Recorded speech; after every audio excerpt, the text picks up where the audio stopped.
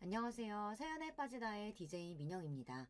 오늘 사연자는 드라마보다 더 드라마틱한 인생의 주인공이 됐다는데요. 과연 어떤 사연인지 들어보시겠습니다. 오늘도 두 가지 사연 준비되어 있는데요. 끝까지 들어주실 거죠? 그럼 바로 시작할게요. 구독과 좋아요 잊지 말고 꾹 눌러주세요. 안녕하세요. 저는 30대 남자입니다. 제가 세상에서 가장 사랑하는 외할머니께서 평소 사연에 빠지다의 애독자셨는데요. 제가 이렇게 사연까지 보내게 될 줄은 생각도 못했네요. 다시 생각해도 제 인생에 절대 없을 경험을 하게 되어 이렇게 글을 쓰게 되었습니다. 저는 태어나서부터 외할머니의 손에 길러졌습니다.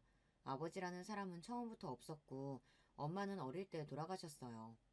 그 전까지도 돈만 벌러 다니시느라 집에 계시지 않았던 엄마에 대한 추억도 거의 없습니다. 저는 항상 외할머니와 함께였어요. 30이 넘은 최근까지도 외할머니와 먹고 자고 모든 걸 함께 했습니다. 그러다 보니 저에게 외할머니는 특별해요. 제 인생은 외할머니를 빼고는 말할 수 없을 정도였죠. 그런 외할머니가 몇 년 전 대장암 판정을 받으셨어요. 소화가 잘 안 된다고 하시고 변비 증상이 자꾸 있다고 해서 바로 병원에 모시고 갔었는데 대장암 3기라고 하더라고요. 그때 일을 생각하면 지금도 눈물이 납니다. 정말 지금 당장 외할머니가 죽기라도 할까봐 너무 무서웠거든요.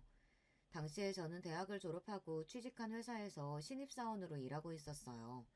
사람들이 할머니 손에 자랐다고 하면 너무 오냐오냐 자라서 세상 물정을 모르는 줄 아는데 저는 아닙니다. 외할머니께서 워낙 엄하게 키우셨어요. 부모 없는 티 절대 내면 안 된다고 누구보다 바르고 성실하게 키우셨습니다. 거기다가 공부도 게을리하지 않게 하셨어요.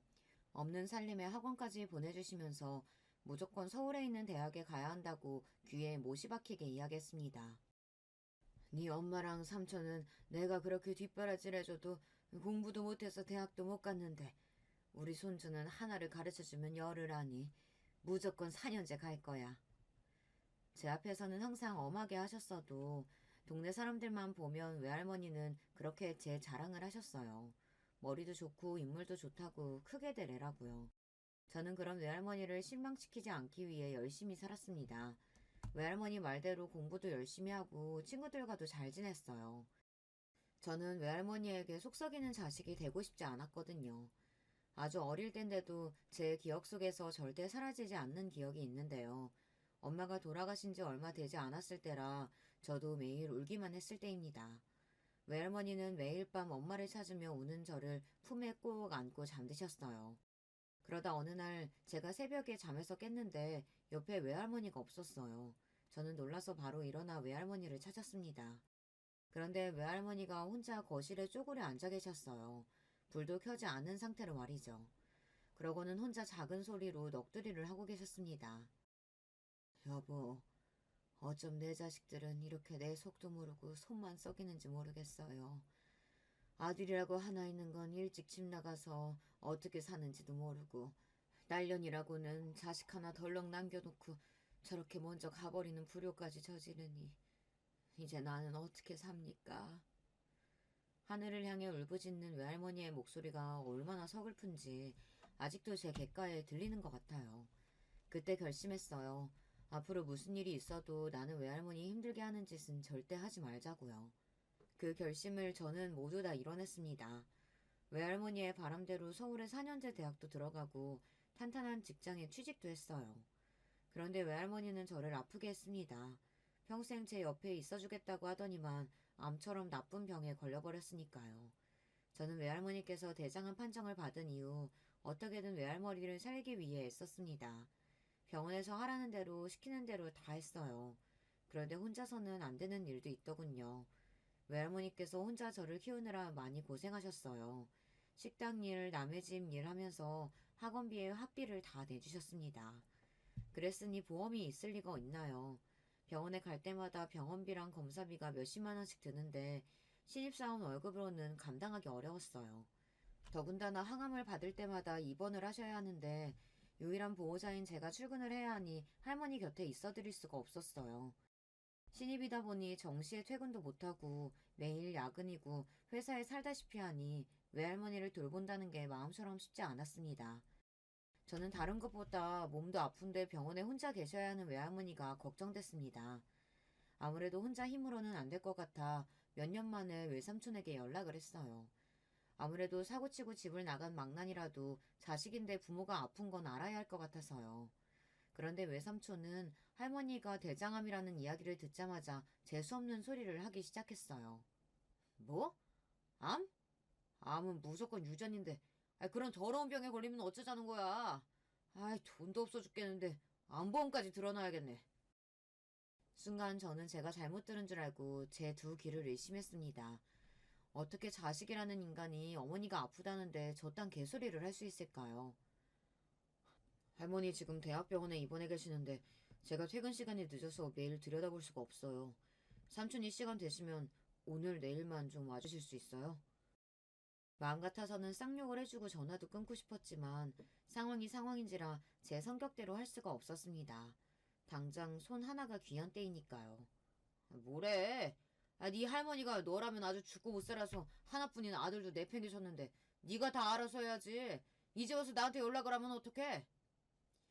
외할머니께서 평소 외삼촌에게 하시던 말이 있어요. 저건 사람 새끼도 아니라고요. 그 말이 딱 맞았습니다. 삼촌은 사람 새끼가 아니었어요. 다 커서까지 하는 일도 없이 할머니 등골만 빼먹더니 양아치들하고 어울려서 감옥에 갈 뻔한 걸 외할머니가 손 써서 빼줬더니만 그대로 집을 나가서 한 번을 오지를 않았어요. 제가 괜한 기대를 했어요.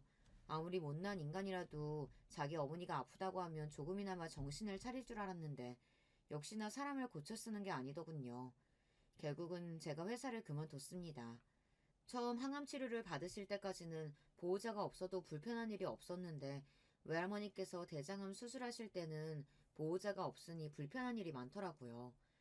연세가 많으시다 보니 갑자기 혈압이 오르기도 하고 열이 나기도 하는데요. 간병인만으로는 수습이 안 돼서 일하다가도 병원에 들르고는 했습니다. 거기다가 퇴원을 하고 나서도 일주일에 병원을 두세 번씩 모시고 가야 하다 보니 출근을 하면서는 감당이 안 됐어요. 할머니 혼자 버스 타고 가면 되는데 뭘 자꾸 휴가를 내? 너 그러다가 회사 윗사람들한테 미움받으면 어쩌려고? 나야 평소에 일도 잘하고 윗분들한테 예쁨 많이 받아서 이 정도 휴가 내는 거 가지고는 안 혼나. 할머니는 내 걱정하지 말고 빨리 낫기나 해요. 할머니야 항상 병원에 혼자 가겠다고 하셨지만 제 마음이 놓이질 않았어요. 최근에 병원 다녀보신 분들은 아시겠지만 요즘 병원은 다 키오스크로 되어 있어서 연세 드신 분들은 접수하기도 힘들어요. 할머니 혼자 가시면 여기저기 헤매고 다니며 고생하실 게 뻔한데 제가 모른 척 출근할 수가 없었어요.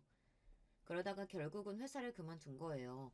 그래도 첫 번째 수술까지는 어떻게든 버텼는데 수술 끝나고 바로 폐로 전이가 되고 나서는 저도 일상생활을 하기 힘들 정도로 병원에 매달려야 했습니다. 그 전에는 그래도 식사도 잘 하시고 잠도 잘 주무시고 그랬는데 전이 되고 나서는 급격히 몸이 안 좋아지시더라고요. 식사도 거의 못하고 잠도 못 주무셨어요. 매일 할머니의 상태를 확인해가며 거의 매일 병원에 가야 했습니다. 주무시다가도 갑자기 혈압이 떨어져서 위급한 상황이 몇 번이나 있었거든요. 어떤 날은 외할머니께서 주무시고 일어났는데 눈도 못 뜰 정도로 상황이 너무 좋지 않아 급하게 병원을 가느라 회사에 연락도 못한 적이 있어요. 심지어 회사에서 전화가 계속 오는데도 받을 수 없을 정도로 정신이 없었습니다. 그러다 보니 정상적으로 직장 생활을 할 수가 없었어요. 회사에 출근해도 정신은 온통 병원에 가 있으니 일도 손에 잡히질 않았죠. 회사를 그만두고 나선 마음 편하게 할머니 곁에 있을 수 있어 다행이었지만 당장 돈이 급했습니다. 암 환자들이 맞는 주사 비용이 굉장히 비싸거든요. 저는 할머니를 돌보면서 할 수 있는 일이 없을까 싶어 일을 찾아다녔습니다. 특별한 기술이 없는 제가 할 수 있는 일이라고는 일용직밖에 없었어요. 저는 곧장 건설 현장에 노동자로 근무하기 시작했습니다. 쉽게 말해서 막노동이죠. 몸은 힘들었지만 새벽에 나가 일찍 일이 끝나기도 하고 외할머니 병원 일정에 맞춰서 일을 쉴 수도 있으니 저에게는 딱이었어요. 저는 외할머니께서 암으로 투병하시는 5년 동안 건설 현장을 전전하며 일용직 노동자로 지냈습니다. 제 20대의 절반을 노동자로 지냈으니 이제는 어엿한 막노동꾼이 되었죠. 처음엔 멀끔한 양복이 아닌 허름한 운동복을 입고 출근한다는 게 창피하고 적응이 안 되기도 했지만 5년 가까이 하다 보니 이제는 셔츠나 정장이 훨씬 더 불편하더군요. 그래도 막노동도 기술이라고 5년 정도 하다 보니 노하우가 생겨 일당도 많이 올랐어요. 이제는 한 달에 20일만 일해도 웬만한 직장인보다 돈을 더 벌었습니다. 외할머니 병원비 내면서 주말에 외할머니 모시고 나들이 정도 다녀올 수 있을 정도로는 벌었어요. 저는 외할머니를 위해 쓰는 돈은 하나도 안 아까웠습니다. 오히려 더 좋은 걸 해주고 싶어서 안달이었죠. 한 번은 외할머니 생신이라 백화점에 모시고 간 적이 있어요. 곧 겨울이 다가와서 외할머니에게 좋은 패딩 하나 사주고 싶어서요. 그런데 할머니는 안 사겠다고 백화점에 가서도 옷도 제대로 입어보지를 못했습니다. 아이고, 무슨 놈의 잠바 하나가 100만 원이 넘어. 조금 있으면 죽을 노인네한테 이런 거 사주지 말고 우리 손주 좋은 거 사 입어. 할머니는 필요 없어. 죽기는 누가 죽는다 그래. 할머니는 평생 나랑 살 거니까 그런 소리 좀 하지 마요. 징그러운 소리 하고 있네. 내가 몇 살인데 평생 너랑 같이 살아. 너도 빨리 좋은 색신 만나서 장가 가야지. 외할머니는 항상 당신보다 제가 행복하길 바라셨습니다. 어릴 때부터 평생 제 걱정만 하고 사시더니만 아픈 와중에도 제가 혹여나 외할머니 때문에 힘들까봐 걱정하셨어요. 할머니가 평생 나한테 해준 게 얼만데 이런 거 100개 사줘도 하나도 안 아까워. 그러니까 빨리 색만 좀 골라봐. 우리 미자 씨는 역시 꽃분홍색이 잘 어울리나? 병원비도 많이 나왔을 텐데 미안해 죽겠네. 이런 걸 뭐하러 사? 아유, 늙으면 죽어야지. 내가 우리 손주 고생만 시켜서 큰일이다, 큰일이야. 나는 할머니 고칠 수만 있다면 돈은 하나도 안 아까워. 그러니까 괜히 나 돈 쓰는 거 아까워서 아픈 거 참으면 안 돼. 평생 같이 살아서 그런지 외할머니는 저에게는 없어서는 안 될 존재였어요. 서로 눈만 봐도 무슨 생각을 하는지 어디가 아픈지 알 수 있을 정도였죠. 그런데 그런 우리 사이를 항상 방해하는 방해꾼이 하나 있었습니다. 바로 외삼촌이에요. 잊을만 하면 나타나서 사람 속을 뒤집는데 도 같은 인간입니다. 어느 날이었어요. 외할머니께서 아프기 시작하고 이미 2, 3년이 지났을 때였는데 뜬금없이 집에 찾아왔어요. 외삼촌에게는 연락도 안 하고 이사를 했는데 어떻게 알고 집에 찾아왔더라고요. 그런데 갑자기 찾아와서 하는 행동이 기가 막혔습니다. 아이, 우리 엄마. 평생 자식들 때문에 속만 썩이고 살더니만 이제 좀 손주 덕 좀 보고 사나 했더니 몸뚱이가 망가졌으니 이게 다 무슨 일이야. 저는 외할머니가 돌아가시기라도 한 줄 알았어요. 외할머니 손까지 붙잡으며 통곡을 하더라고요. 무슨 초상났어요? 할머니 이제 전이 된 것도 없이 항암 열심히 받고 있는데 몇 년 만에 나타나서 왜 괜히 호들갑이에요? 제 입장에서는 기가 막혔습니다. 할머니가 초병을 시작한 게 언젠데 이제 나타나서는 헛소리를 하고 있으니 너무 재수가 없더라고요. 너는 오랜만에 삼촌 만나서 반갑지도 않냐? 암튼 새끼가 자기 엄마 닮아서 쌀쌀 맞아요. 삼촌 목마르니까 나가서 커피나 한 잔 사와. 삼촌은 달달한 카라멜 밖에 또 아니면 안 먹는다. 그래, 삼촌 오랜만에 왔으니까 커피랑 과일도 좀 사와라. 외삼촌이라고 부르고 싶지도 않았지만 외할머니 얼굴을 보고 꾹 참았습니다. 저런 것도 아들이라고 오랜만에 만나서 좋아하는 외할머니 얼굴을 보니 화가 나다가도 내가 참아야겠다 싶더라고요. 그런데 역시 사람은 고쳐 쓰는 게 아니었습니다. 시장까지 가서 외삼촌이 좋아하는 딸기까지 사서 가지고 왔는데 이미 외삼촌은 돌아가고 없더라고요. 저는 황당해서 할머니에게 외삼촌은 어디 갔냐고 물어봤어요. 그러자 외할머니의 반응이 어딘가 이상했어요. 혼자 우물쭈물 하시더라고요. 급한 일 생겼다고 가봐야 한다네. 금방 또 다시 놀러 온대. 제가 외할머니랑 같이 산 세월이 30년이 넘어요. 외할머니의 떨리는 눈썹만 봐도 이 말이 사실인지 거짓인지 바로 파악이 됩니다. 지금 할머니 말은 분명 거짓말이었어요. 뭐야, 할머니 설마 외삼촌한테 또 돈 줬어? 그럴 줄 알았습니다. 제가 너무 멍청했어요. 그 인간이 이렇게 갑자기 나타나면 100이면 100 돈 때문인데 제가 그 중요한 사실을 잊고 있었습니다. 그래도 자기가 외할머니 자식이 맞으면 한 번 정도는 걱정돼서 찾아올 수도 있겠다 싶었던 건데 삼촌은 제 상식으로는 이해가 안 되는 사람이었어요. 개망난이는 끝까지 개망난이었어요. 삼촌이 애초에 집에 찾아온 건 외할머니 때문이 아니라 돈 때문이었어요. 만나는 여자가 있는데 그 여자가 종로에서 가게를 한대. 요즘 그 여자 가게에서 성실하게 일하고 있는데 가게 주인이 보증금을 좀 올려달라고 했나 봐. 그래도 자기가 남잔데 보증금이라도 좀 내야 동업하는 느낌이 나지 않겠냐고 그러는데 어떻게 그 돈을 안 줘? 앞으로는 그 여자랑 착실하게 살아본다는데. 평소 돈에 대한 일이라면 철두철미한 외할머니가 유일하게 샘이 흐릴 때가 바로 외삼촌 앞에서였어요. 사기꾼 같은 외삼촌이 앞에서 조금만 입을 털면 그 지갑에서 항상 돈이 나옵니다. 지금까지 살면서 외삼촌 때문에 외할머니가 날린 돈만 수천만 원이에요. 그런 모습을 볼 때마다 저는 답답해서 외할머니에게 삼촌에게 돈을 주지 말라고 신신당부했습니다.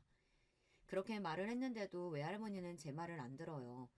같은 수법에 매일 똑같이 당했습니다. 그날만큼은 저도 좋게 넘어갈 수 없었습니다. 지금 우리 집 사정이 그렇게 아무한테나 돈을 펑펑 줄 수 있는 형편이 아니에요.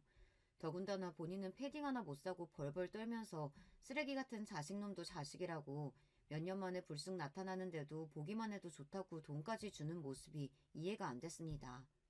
평생 자식들 뒷바라지만 하다가 병에 걸린 자신이 안쓰럽지도 않은가 봐요. 할머니 바보야? 그 인간이 하는 말을 믿어? 왜 또 어디 가서 그 돈으로 사기치면 어쩌라고 그 돈을 줘? 그리고 우리가 돈이 어딨다고? 내가 나가서 힘들게 일해서 번 돈인데 왜 할머니 마음대로 저 인간을 주고 그러냐고. 나 속 터져서 죽는 걸 보고 싶어? 저도 그렇게까지 말하면 안 되는 거였는데 너무 화가 나서 그만 터져버리고 말았습니다.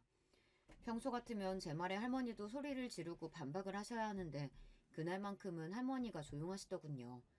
그러더니만 입을 꾹 다물고 눈물을 뚝뚝 흘리셨어요. 이 할미가 이제 노만까지 났나 보다. 네 말이 다 맞아. 내가 저 새끼한테 돈을 안 준다고 그렇게 다짐다짐을 했는데 또 내가 정신이 나가서 우리 손주가 고생해서 번 돈 저런 새끼한테 줬다. 할머니가 작은 어깨까지 웅크리며 우는 모습을 보니 저도 덩달아 눈물샘이 터지고 말았습니다. 저는 제가 도대체 무슨 짓을 한 건가 싶었어요. 저는 곧바로 할머니에게 다가가서 할머니를 껴안았습니다. 그러고는 제가 잘못했다고 빌었어요. 그날 저와 할머니는 둘이 부둥켜 안고 얼마나 울었는지 몰라요. 그날 이후 외할머니는 다시는 제 앞에서 삼촌 이야기를 꺼내지도 않았습니다. 그리고 오로지 저와 둘만 생각하며 외할머니의 병이 완치되기만을 바랬습니다. 그러던 중 어느새 외할머니 몸도 많이 쇠약해지셨어요. 그래도 저와 할머니는 씩씩하게 병원 생활을 견뎠습니다. 몸은 힘들어도 매일 병원에 오가며 할머니와 보내는 시간만이 저의 유일한 낙이었습니다. 사실 할머니와 함께 있기 위해 선택한 일이었지만 사실 건설 현장 막노동이라는 게 생각보다 너무 힘들어요. 더울 때는 온몸에서 땀이 비처럼 흐르고 추운 겨울이면 손과 발이 딱딱하게 얼어붙어서 무거운 벽돌을 들어 나르다가 넘어져도 감각이 없을 정도로 춥기도 하죠. 그래도 가끔 비가 오면 예상치 못하게 쉬는 날이라 그런 때는 좋았어요. 물론 일당을 받을 수 없으니 내일은 꼭 비가 그치기를 바라기는 했지만 그래도 그날만큼은 하루 종일 외할머니와 함께 있을 수 있으니 좋았습니다. 그날도 새벽부터 비가 쏟아져 일을 나가지 못했어요. 전날부터 할머니 숨소리가 좋지 않아 걱정되던 차였는데 다행이다 싶었습니다. 그날 새벽 저는 외할머니가 걱정돼서 제대로 한숨도 자지 못했어요. 좁은 보호자 침대에서 낑낑거리며 움직이는 제가 안쓰러웠는지 외할머니도 제대로 주무시지를 못하는 것 같았습니다. 저나 외할머니나 거의 못 자다시피 한 상태로 간신히 아침 식사를 했어요. 아무래도 컨디션이 좋지 않은 할머니가 걱정돼서 저는 휠체어에 할머니를 태워 병원 안에 산책로를 걸었습니다. 그래도 병실 안에 있을 때보다는 밖이 더 나으신지 산책을 나오자 여기저기 두리번하기도 하고 얕게 미소를 지어 보이기도 하셨어요. 그때였어요. 외할머니께서 저에게 손짓을 하시더니 옆에 벤치에 앉으라고 하시더라고요. 사실 이야기가 있으신 것 같았어요. 저는 휠체어에 앉은 외할머니를 마주보고 앉았습니다. 그러자 할머니가 손을 천천히 들어 제 얼굴을 어루만졌어요. 평소에는 눈도 맞추기를 힘들어 하셨는데 그날은 이상하게 제 눈동자를 똑바로 맞추시더라고요. 그러더니 천천히 입술을 뗐어요. 우리 손주, 이 할미 때문에 고생이 많지. 세상에서 제일 똑똑하고 착한 우리 손주가 할미 잘못 만나 고생만 하고 미안하다. 할머니는 무슨 그런 말을 하고 그래. 나 할머니 없었으면 벌써 그 작은 지하실 방에서 굶어 죽었어. 지금까지 외할머니가 아니었으면 전 이 세상에 없었을 거예요. 그런 저에게 할머니는 부모님이자 친구이자 제 인생의 전부였습니다. 그때였어요. 눈동자에 눈물이 가득 찬 할머니는 그대로 제 손을 꼭 부여잡았습니다. 지금부터 이 할미가 하는 말 잘 들어. 네 아버지 죽었다는 말 거짓말이었어. 나도 몇 년 전에야 네 엄마 일기장 보고 나서야 알았는데 실은 대신기업 회장이 바로 너희 친아버지란다. 저는 순간 이게 무슨 말인가 싶어 눈앞이 흐릿해졌습니다. 심지어 귓가에 띠 하는 기계음까지 들렸어요. 그리고는 이내 고개를 흔들고 정신을 차려야겠다 싶었습니다. 에이 할머니, 의사 선생님 말씀이 할머니가 몸이 아프기는 해도 치매는 절대 아니라고 했어. 할머니 지금 나 놀리려고 그러는 거지? 재미없게 무슨 그런 농담을 하고 그래. 할미 농담하는 거 아니야. 집에 가서 이 할머니 서랍 맨 아래 봐봐. 거기에 너희 엄마 일기장 있다. 그 안에 증거며 뭐며 다 있으니까 이 할머니 죽거든 그거 가지고 그 남자 찾아가. 알았지? 제 손을 잡은 손에 잔뜩 힘이 들어간 채 할머니의 표정이 너무 진지해서 저도 모르게 겁이 덜컥 났습니다. 그럴 리 없다는 걸 아는데도 할머니의 말이 설득력이 있어 보였어요. 할머니, 무섭게 왜 그래? 정말 엄마 일기장이 있기는 있어? 평소보다 말을 너무 많이 해서 그런지 외할머니는 금세 지쳐 휠체어에 탄 채 잠이 들고 말았습니다. 저는 무거운 마음을 아는 채 휠체어를 끌고 그대로 병실로 돌아갔어요. 미룰 수 있다면 최대한 멀리 미루고 싶고 절대 오지 않았으면 했던 그날이 오고야 말았습니다. 외할머니께서 그날 밤 결국은 돌아가시고 말았어요. 외할머니는 혹시 알고 계셨을까요? 그날 밤 긴긴 투병 생활을 끝내게 될 줄 말이죠. 그래서 힘든 몸을 간신히 이끌고 저에게 어렵게 힘든 이야기를 하신 걸까 싶었습니다. 외할머니가 돌아가시고 저는 한동안 일도 나가지 않고 집 밖으로 나가지도 않았습니다. 평생 함께 산 사람이 한순간에 사라져버렸는데 저에게는 너무도 견디기 힘든 일이었거든요. 그러던 중 생각지도 못한 일이 생겼습니다. 지난 10년간 연락 한 번 없었던 외삼촌이 갑자기 찾아오셨어요. 혹시나 하는 마음에 외할머니께서 돌아가셨다는 메시지를 외삼촌 연락처로 보내기는 했습니다. 그런데도 장례 때 코빼기도 안 보이길래 연락처가 바뀌었나 보다 했는데 뜬금없이 찾아온 걸 보니 제 메시지를 받기는 했나 보더라고요. 그런데 외삼촌이라는 인간은 아무래도 인간이기를 포기한 사람 같았어요. 자기 어머니가 돌아가신 상황에서 10년 만에 집에 오자마자 한다는 말이 어이가 없었습니다. 너는 왜 아직도 안 나가고 여기 있어? 이 집 부동산에 내놨으니까 그런 줄 알고 이번 주 내로 나가.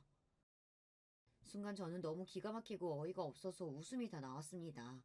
지금까지 평생 남보다 못한 사이로 살 때는 언제고 외할머니가 돌아가셨다는 말에 이제와 이 오래된 집이 욕심이 났나 봐요. 저는 순간 너무 화가 나서 참을 수가 없었습니다. 학창시절에 외삼촌이 아무리 개망나니처럼 굴었어도 제가 참았던 건 절대 예뻐서 그런 게 아니에요. 외할머니 곁에는 제가 있으니 외삼촌 따위야 필요 없어서 그냥 둔 거랍니다. 그런데 더는 아니에요. 이제 할머니도 안 계시니 저런 인간은 상종하고 싶지도 않았습니다. 이 집이랑 당신이 무슨 상관이 있다고 걸리니 어쩌니 하면서 떠들어. 이 집은 나랑 할머니랑 평생 벌어서 산 우리 집이야. 당신한테 10원 한 푼도 내어줄 생각 없으니까 당장 이 집에서 꺼져. 외할머니를 생각하면 절로 눈물이 나는 게 외할머니 인생이 너무 슬퍼요. 외할머니는 살아생전 자식들 덕이라고는 본 적이 없는 분이에요. 가진 걸 다 뺏기면 뺏기면서 살았죠. 외할아버지께서 일찍이 돌아가시면서 남기신 거라고는 다 낡아빠진 집 한 채였어요. 그 집이야 혼자 자식 둘 키우느라 진작 다 날리고 집도 없이 사셨답니다. 그 이후에는 외할머니께서 평생 남의 집 일을 해서 번 돈으로 세 식구가 살았대요. 나중에는 있는 돈이란 돈은 성인이 된 외삼촌이랑 엄마에게 다 줘서 내보내고 외할머니 혼자 사시면서도 악착같이 돈을 모아 전셋집을 구해 제가 생길 때까지 혼자 사셨습니다.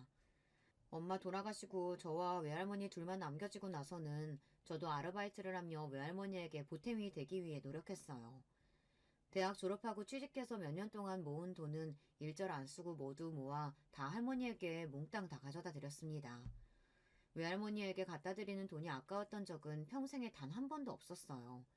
그만큼 외할머니도 저를 위해 사셨으니까요.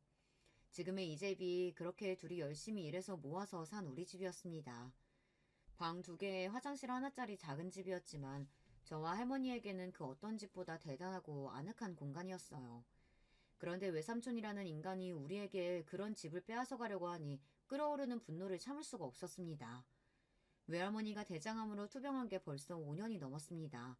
그동안 한번 찾아오거나 연락 한번 한 적도 없으면서 이제와 저딴 소리를 하니 인간 같지도 않더군요. 그래봤자 너는 손자야. 우리 엄마 아들은 나가라고. 우리 엄마가 죽었으면 그 재산은 당연히 내 거지. 이 집은 내 거야. 이번 주 내로 무조건 나가. 알았어? 외삼촌이라는 인간은 막무가내로 소리를 질러대더니만 문을 박차고 나가버렸습니다. 그 순간 저는 잊고 있던 분노가 단번에 끌어올랐어요.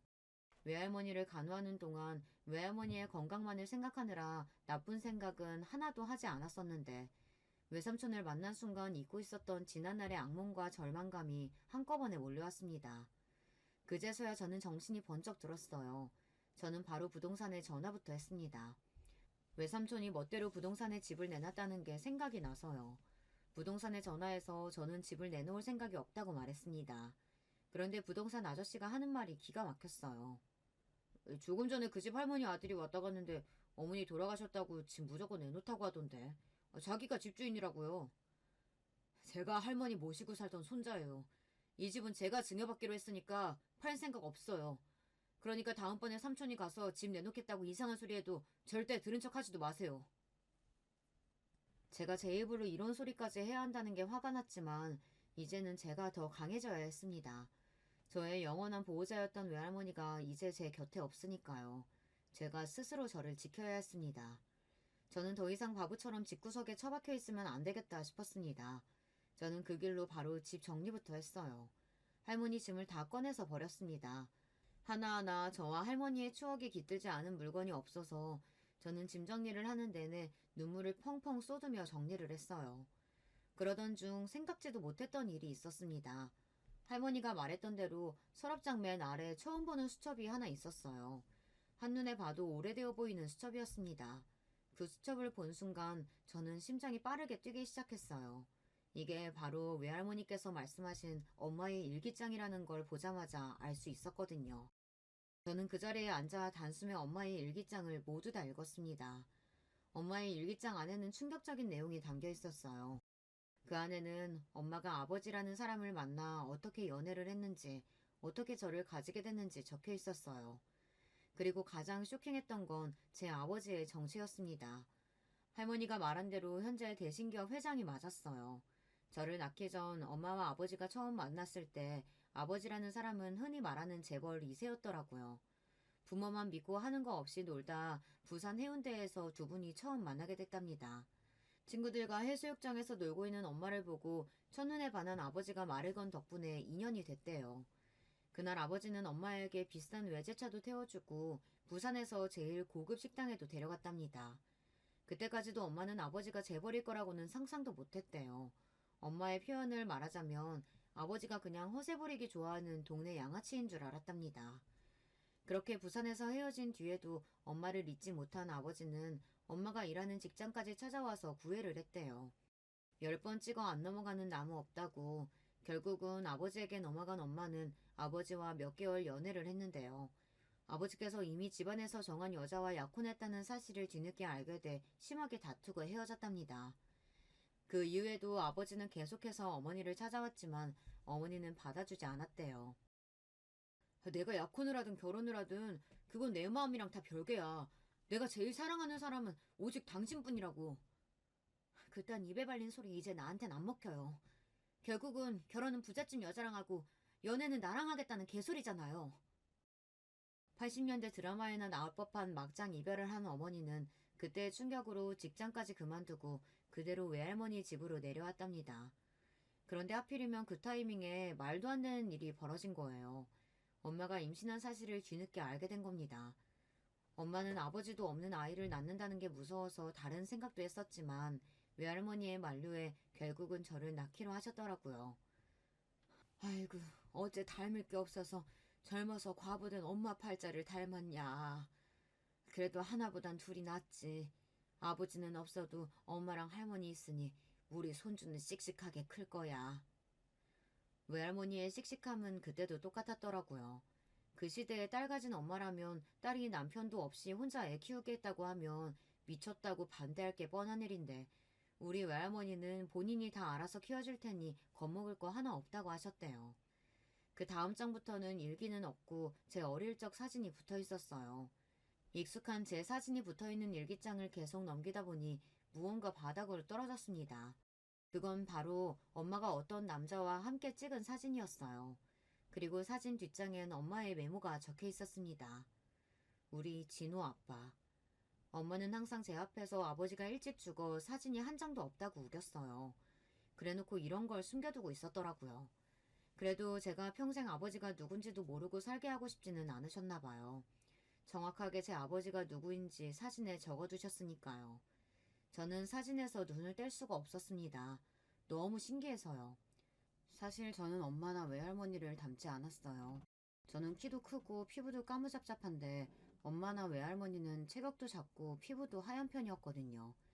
항상 나는 누구를 닮아서 이렇게 덩치가 크고 피부가 외국인처럼 까만가 했더니 아버지를 닮은 거였어요. 사진 속 아버지의 젊은 시절 얼굴은 지금의 제 얼굴과 똑같았습니다. 한참 동안 사진을 보다 보니 저는 가만히 있을 수 없었어요. 외삼촌 앞에서는 애써 당당하게 굴었지만 사실 저는 외삼촌이 다녀간 이후에 어떻게 하면 이 집을 지킬 수 있을까 고민하고 있었어요. 사실 외삼촌이 소송이라도 하게 된다면 제가 불리해질 수도 있으니까요. 그런데 그 순간 번뜩이며 떠오른 것이 있었습니다. 외할머니 유언대로 저희 아버지를 찾아가 보기로 했습니다. 사실 제 친아버지라고 해도 이미 가족이 있는 상태일 테니 저를 모르는 척 문전박대 하실 수도 있습니다. 하지만 저에게는 뭐든지 믿져야 본전이었어요. 지금 제 상황에서 비빌 언덕은 오직 아버지뿐이었거든요. 저는 바로 다음날 엄마의 일기장을 들고 사진 속 아버지의 회사로 무작정 찾아갔습니다. 저도 무모하다는 거야 알지만 그럴 수밖에 없었어요. 제 손에는 아버지 사진 한 장 덜렁 있을 뿐 어디에 사는지도 연락처도 전혀 모르니까요. 처음 아버지의 회사로 찾아갔을 때 겁이 나기도 했습니다. 이 큰 회사의 대표인 사람이 정말 저를 낳아준 아버지가 맞나 믿기지 않아서요. 예상한 대로 연락처도 없이 무작정 회사를 찾아간다고 해서 회사 대표를 만날 수는 없었습니다. 저는 1층 데스크에서부터 막혀서 들어갈 수가 없었습니다. 당연한 일이었죠. 이유도 없이 회사 대표를 만나러 왔다는데 어떤 직원들이 저를 들여보내주겠어요. 저는 터덜터덜 건물을 빠져나와 건물 앞에 가만히 주저앉아 있었습니다. 출근하기 위해 건물 안으로 바쁘게 들어가는 사람들을 보는데 마음 한켠이 욱신거렸습니다. 다들 바쁘게 사는데 나는 지금 여기서 뭘 하는 건가 싶어서요. 한창 바쁘게 일해야 할 나이인데 저는 아무런 의욕도 생기지 않았습니다. 유일한 가족이었던 외할머니마저 이제 안 계신데 제가 열심히 살아봐야 무슨 소용인가 싶었습니다. 저는 괜한 짓을 했구나 싶어 자리에서 일어났습니다. 그때였어요. 검은색 고급 세단이 건물 앞에 멈춰서자 건물 안에 있던 직원들이 일제히 밖으로 나와 하나같이 고개를 숙였습니다. 한 직원이 뒷좌석 문을 열며 대표님 오셨습니까? 라고 인사를 했어요. 저는 대표님이라는 소리에 놀라서 자리에서 벌떡 일어났습니다. 그러고는 무작정 검은 정장을 입은 사람들 무리 속으로 파고 들어가 대표님이라고 소리를 질렀습니다. 조용하던 찰나에 제 목소리가 울리자 뒷좌석에서 내린 중년의 남자가 저를 향해 몸을 돌렸어요. 그리고 저와 눈이 딱 마주쳤습니다. 그 순간 딱 3초, 그 짧은 시간 동안 남자는 저를 빤히 바라보았어요. 누구시죠? 대표님께 볼 일 없으시면 뒤로 물러나세요.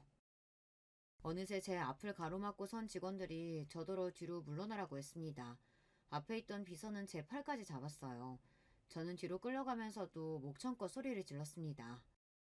대표님, 저 오영숙 씨 아들이에요. 오영숙 씨 아시죠? 저는 이 순간이 저에게 유일한 마지막 기회라고 생각하고 젖먹던 힘까지 쥐어짜 엄마의 이름을 불렀습니다. 그 순간 기적이 일어났어요. 저를 막아선 직원들 사이로 대표님이 나타났습니다. 그리고 비서에게 저를 데리고 사무실로 오라고 했어요. 잠시 후 저는 비서의 안내에 따라 건물 제2 꼭대기층으로 올라갔습니다. 그리고 대표실이라고 적힌 사무실 안으로 들어갔어요.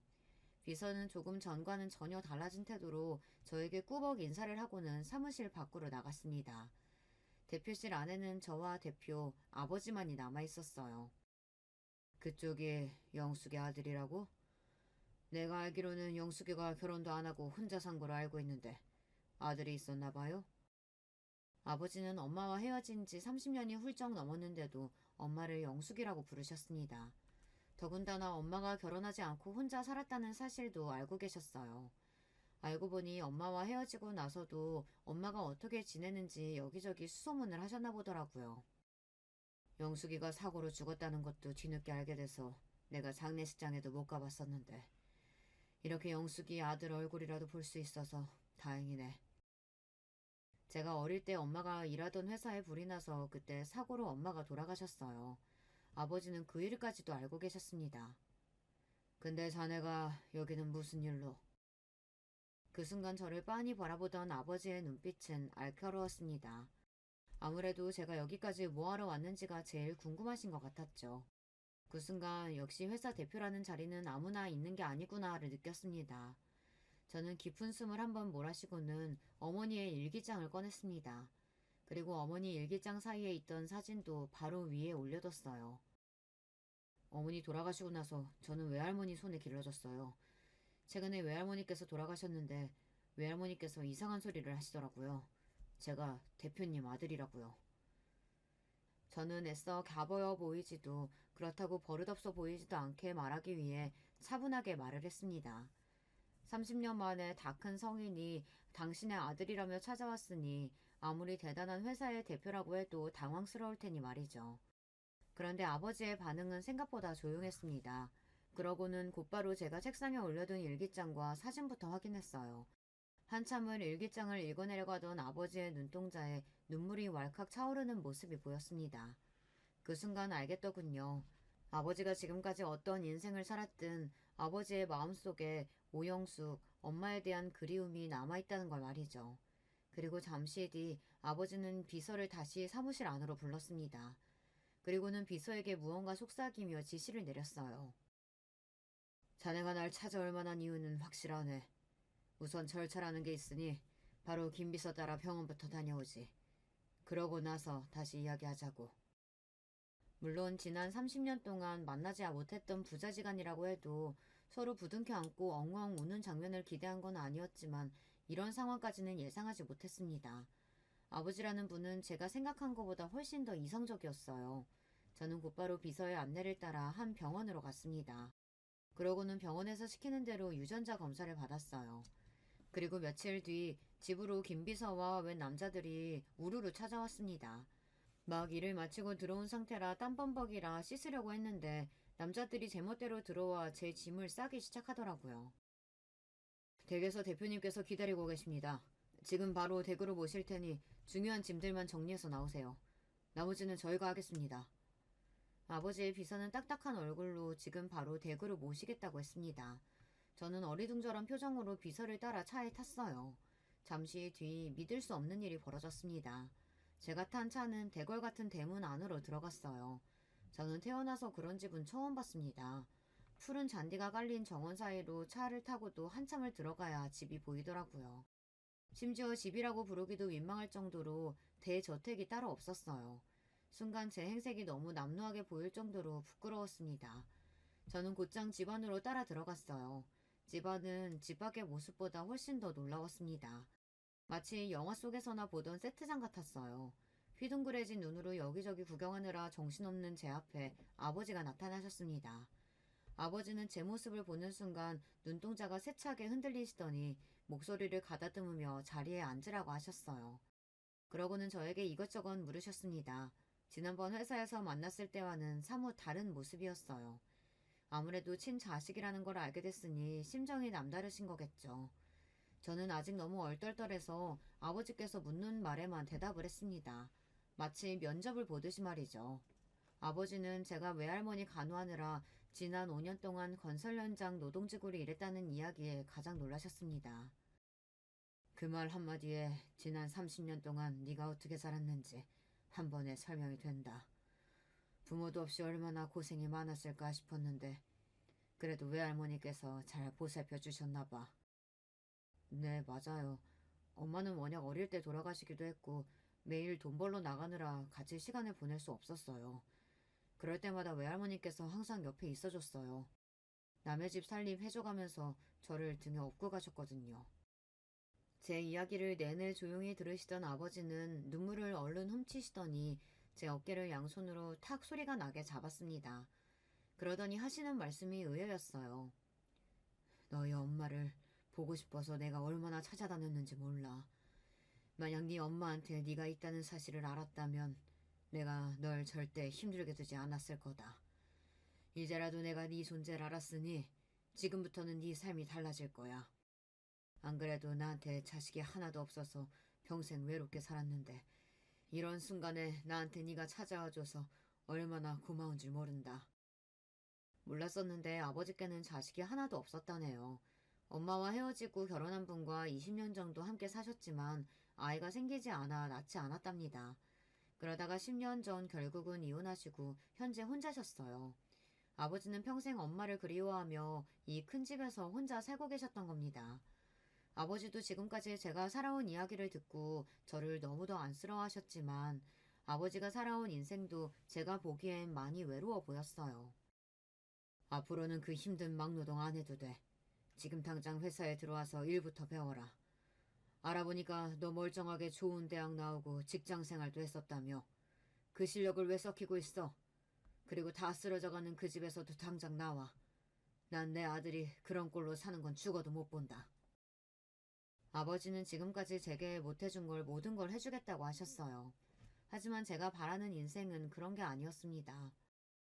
아버지, 제가 뭘 한다고 갑자기 회사에 들어가서 경영 공부를 하겠어요. 아무것도 모르는 제가 아버지 회사 물려받는 건 말도 안 되죠. 제가 정식으로 회사에 면접 봐서 입사할 테니까 그때까지 기다려주세요.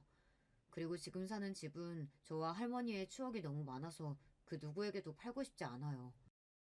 사람들은 들으면 저더러 바보냐고 왜 알아서 들어온 복을 스스로 걷어차냐고 하겠지만 저는 제 주제를 너무나 잘 압니다. 제가 해보지도 않고 무조건 못하겠다는 게 아니에요. 아버지라는 말조차 어색한 지금 아버지가 지금까지 이뤄내신 것들을 제가 망칠 수는 없었어요. 하루아침에 나타난 대표 아들이라고 해도 저는 지난 5년 동안 건설 현장에서 막노동하던 사람이에요. 갑자기 경영 수업을 받는다고 아버지처럼 될 수는 없습니다. 정식으로 제 경력을 가지고 입사해서 아버지에게 보탬이 되는 아들이 되기 위해 노력할 겁니다. 그래서 정당하게 아버지에게 보여드릴 거예요. 아버지가 저의 존재조차 모르고 있었던 사이 외할머니가 저를 얼마나 잘 키우셨는지 말이죠. 그리고 집은 아버지 말씀대로 아버지 집으로 들어오기로 했습니다. 오랫동안 혼자 사신 아버지에게 진짜 가족이 되어드리고 싶으니까요. 하지만 저의 지난 30년을 몽땅 다 쏟아부은 집을 팔 수는 없었습니다.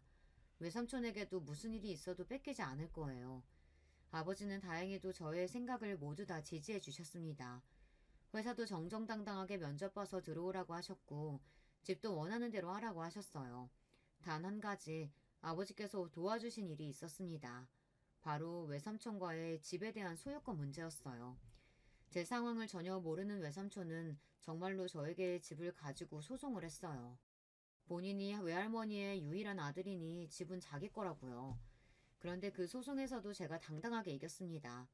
아버지 회사 변호사들이 힘써준 덕분이죠. 그리고 소송 중 알게 된 놀라운 일이 있었어요. 아버지께서 엄마의 소식을 알기 위해 몇 년 동안 소소문을 하는 동안 저에 대한 존재를 알 수 없었던 이유가 있었더라고요. 외할머니께서 저에게 이야기하지 않은 비밀이 하나 더 있었는데요.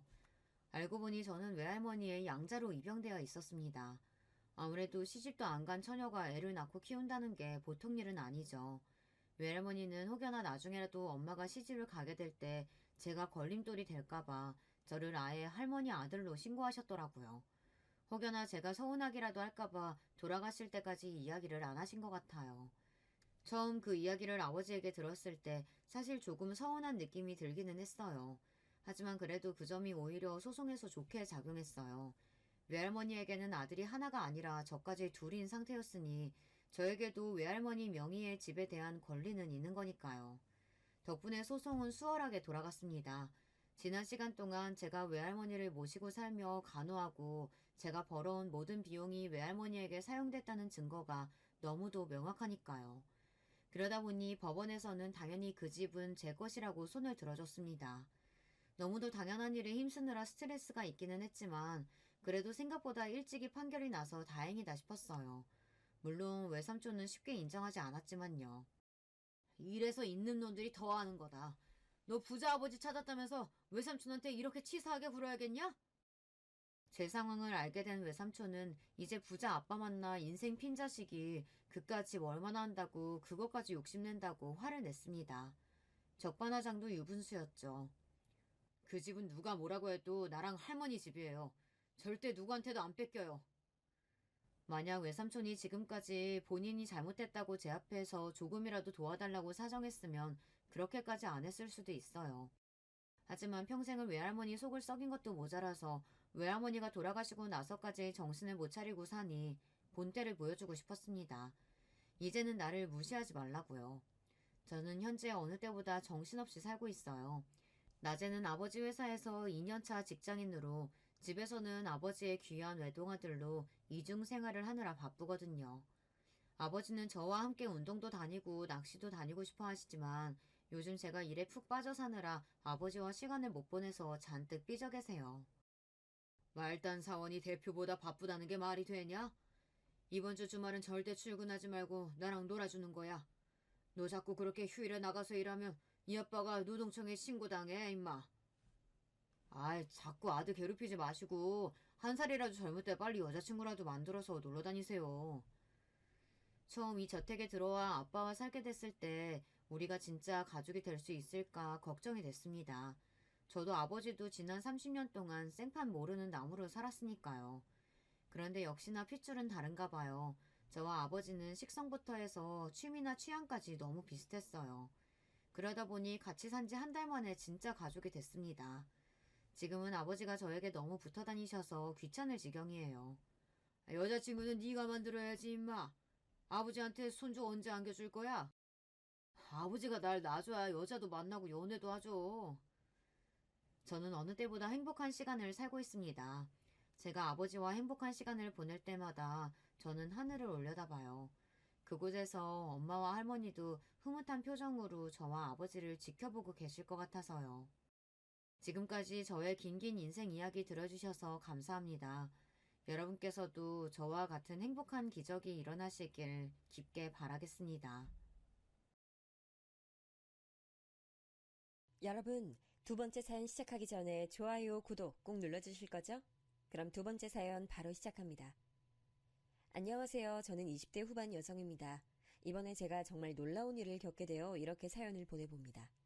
저는 어렸을 때 바닷가 근처에서 살았습니다. 엄마와 아빠는 두 분 다 이 바닷가 마을에서 평생을 함께 놀고 지내며 자라셨어요. 그런데 제가 중학교 입학했을 무렵 아빠가 교통사고로 돌아가셨어요. 아빠는 밤낚시를 정말 좋아하셨는데요. 그날도 아빠는 집 근처 바닷가에 혼자 밤낚시를 다녀오시다가 집 앞 도로에서 음주운전으로 과속을 하던 차에 치여 돌아가셨어요. 바로 집 앞 도로에서 벌어진 일이라 엄청나게 큰 소리를 듣고 깬 엄마와 제가 불이 나게 밖으로 달려나갔던 일이 아직도 기억납니다. 엄마는 교통사고 난 사람이 아빠라는 걸 알고 그 자리에서 혼절하셨어요. 저는 충격에 빠진 엄마를 부둥켜 안고 그 자리에서 오열했습니다. 술이 거나하게 취해 있던 운전자는 경찰이 와도 정신을 못 차리더라고요. 정말 끔찍했던 기억이라 그때 이후 엄마랑 저는 큰 소리가 나면 가슴이 빨리 뛰고 식은땀이 나는 후유증이 생겼습니다.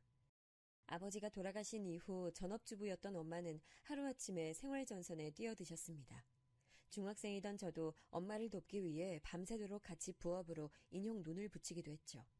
하지만 그것만으론 두 식구가 살 길이 막막했어요.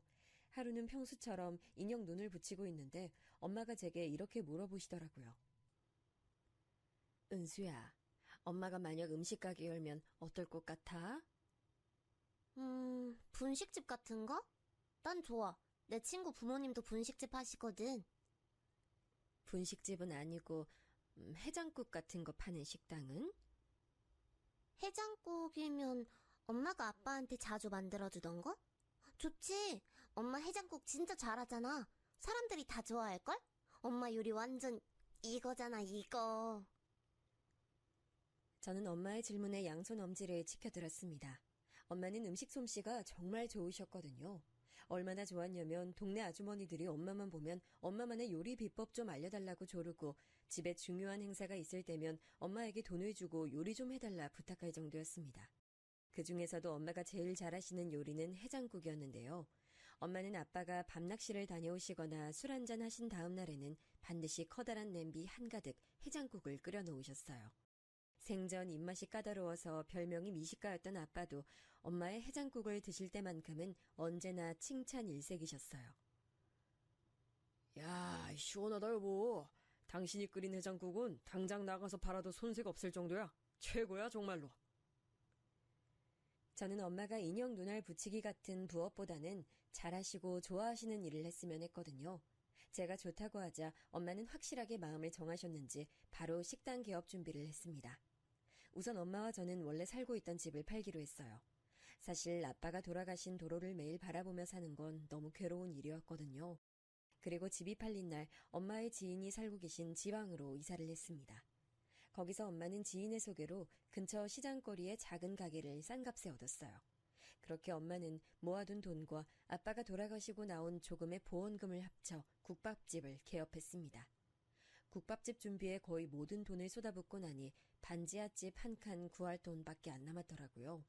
그래서 엄마와 저는 국밥집에 사활을 걸 수밖에 없었어요. 저는 매일 학교를 마치면 집에 가는 게 아니라 가게로 가서 엄마 일손을 도왔습니다. 제가 학교에서 공부하는 동안은 엄마 홀로 주문받고 요리까지 하면서 힘겹게 일했습니다. 하지만 하루도 쉴 틈이 없었어요. 이 국밥집이 망하면 우리 모녀는 길거리에 나앉는 것 말곤 방법이 없었거든요. 다행히 엄마의 음식 솜씨 덕분에 국밥집은 입소문을 타고 점차 잘 되기 시작했습니다.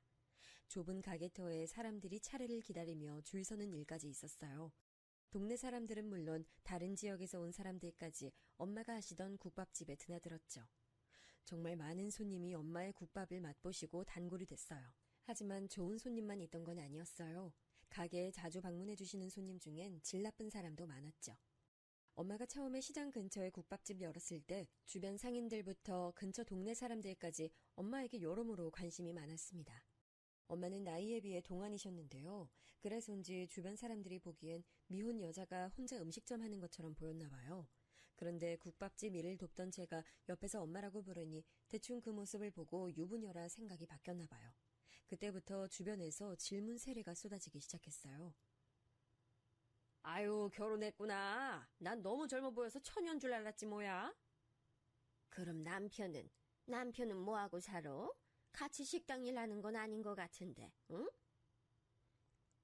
시장 근처 식당에선 대부분 부부끼리 음식점을 운영하고 있었어요. 그래서 주변 사람들도 엄마가 운영하는 국밥집이 부부가 공동으로 운영하는 식당이라고 생각한 거죠. 그래서 호기심 많은 몇 분들이 자주 남 사장님은 어디 계시냐 물어봤는데 그때마다 엄마는 항상 대답하지 않고 얼버무리셨거든요. 그 때문에 소문 좋아하는 아줌마들 레이더에 엄마가 딱 걸린 거죠. 딸은 학생이던데 혹시 미혼모야? 아니면 이혼? 그런 거 아니에요. 우리 은수가 아빠 없이 큰 애처럼 보이세요? 아이고, 혹시 기분 나빴어? 아유, 미안해. 그냥 어떤 남편이 이렇게 예쁜 아내 보고 혼자 식당 일 하게 하나 해서 그랬지. 그래서 남편은 뭐 하는데? 우리 사이에 그 정도는 알려줄 수 있는 거 아니야? 엄마 사정이 퍽 궁금했던 아줌마들은 엄마가 아무리 밀어내도 몇 번이고 떼거리로 몰려와 엄마에게 궁금한 것들을 꼬치꼬치 캐물었어요. 결국 엄마는 아줌마들의 질문 세례를 견디지 못하고 아버지와 사별한 이야기를 꺼내고 말았죠. 그리고 그게 아줌마들의 입을 타고 넘어가 주변 상가 사람들은 물론 웬만한 사람들까지 엄마가 사별한 것에 대해 다 알게 됐습니다. 그 후 이상하게 몇몇 사람들이 꼭 엄마의 일에 한마디씩 말을 얹으며 엄마의 아픈 부분을 건드리기 시작하더라고요. 엄마는 그런 일들에 무척 화가 나셨지만 제가 아직 나이가 어려 그런 일들을 그냥 참고 넘기셨습니다. 그러던 어느 날 식당에 방문한 남자 손님 한 분이 엄마께 주기적으로 진상을 부리기 시작했습니다. 저는 학교에서 다녀온 이후 항상 엄마를 도와 가게에서 일했는데요. 그러면서 꽤 많은 진상 손님을 만났었거든요. 그런데 그 남자 손님은 진상 중에서도 제일 가는 진상이었어요. 어이 아줌마, 아줌마 남편 교통사고로 죽었다며? 네. 그런데 왜 그러세요? 남편 죽은 지 오래됐으면 외롭겠다 싶어 그랬지. 이 진상 손님은 국밥집에 거의 매일 오다시피 하던 단골이었지만 행실이 좋지 않았어요. 단체 손님을 몰고 올 때가 많았지만 사람은 끼리끼리 모인다고 그 진상 손님이 데려온 사람들도 전부 다 성미가 좋지 않았습니다.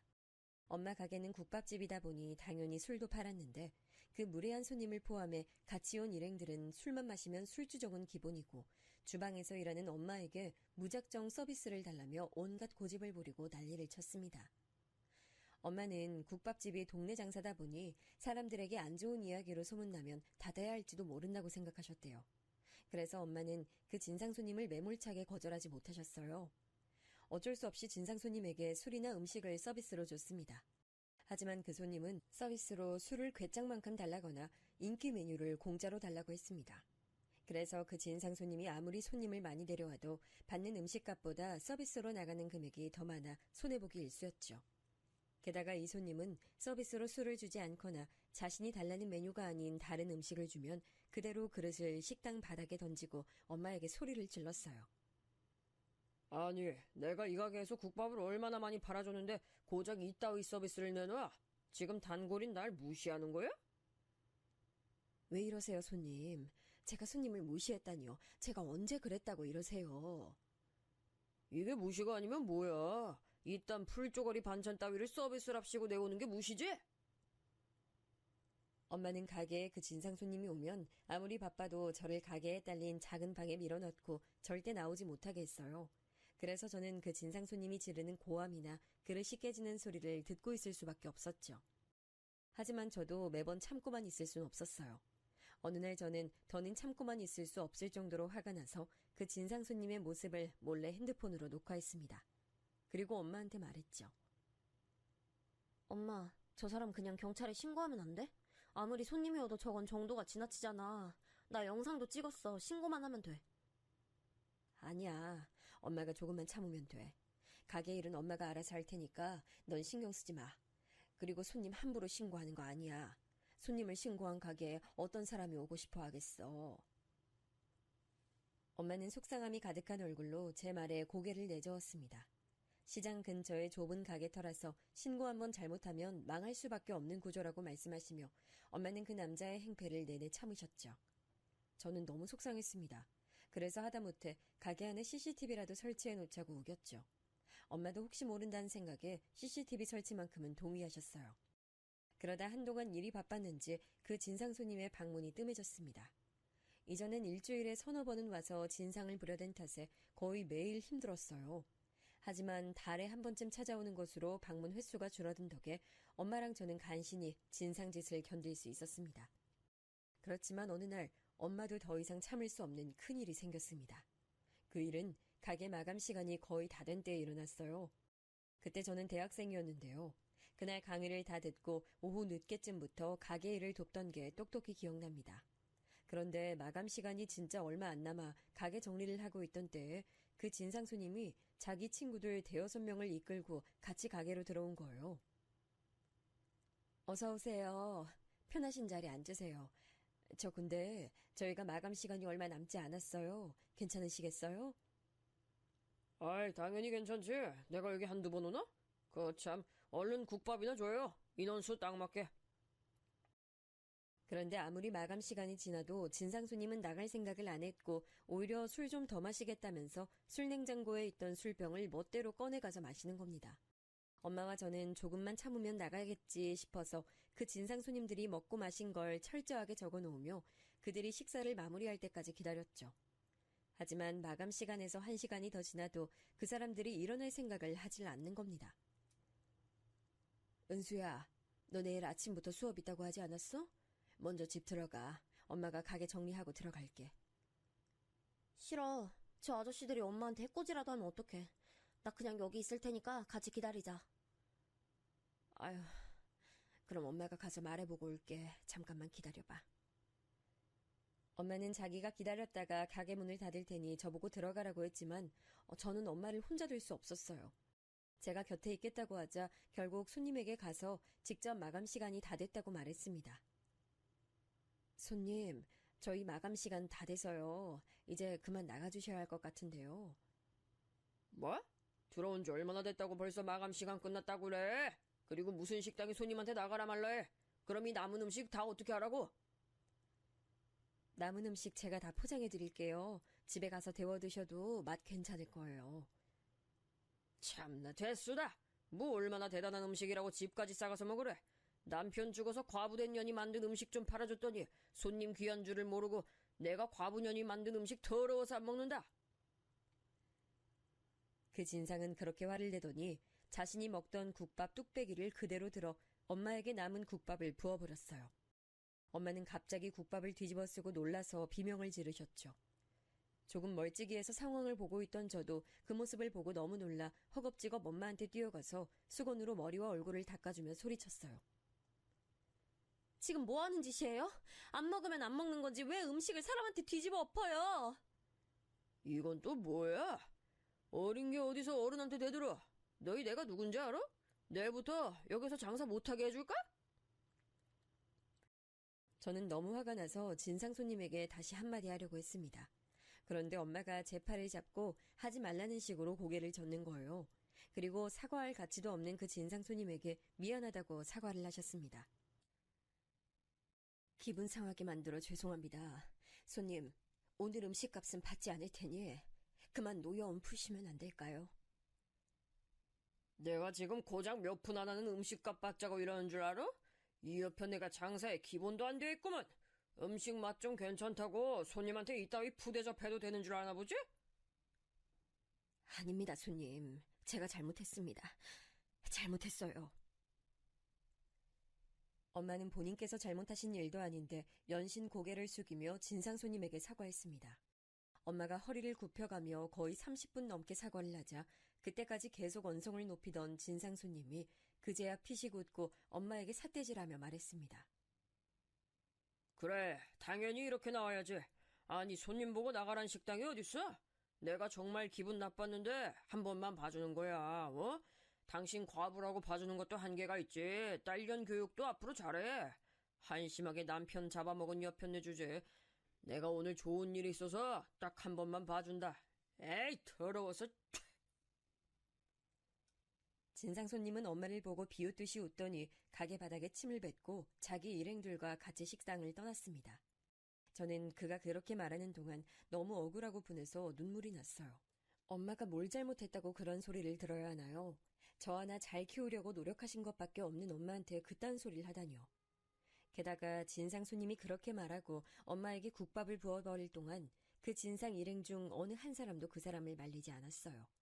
오히려 재밌는 구경이 났다는 듯 웃고 수군거렸습니다. 그 사람을 알려면 친구들을 보라더니 그 말이 딱 맞더라고요. 모두가 소름 돋을 정도로 그 진상 손님과 똑같은 사람들이었습니다. 저는 수건으로 엄마의 머리와 몸을 대충 닦아주고 잠시 쉬게 했어요.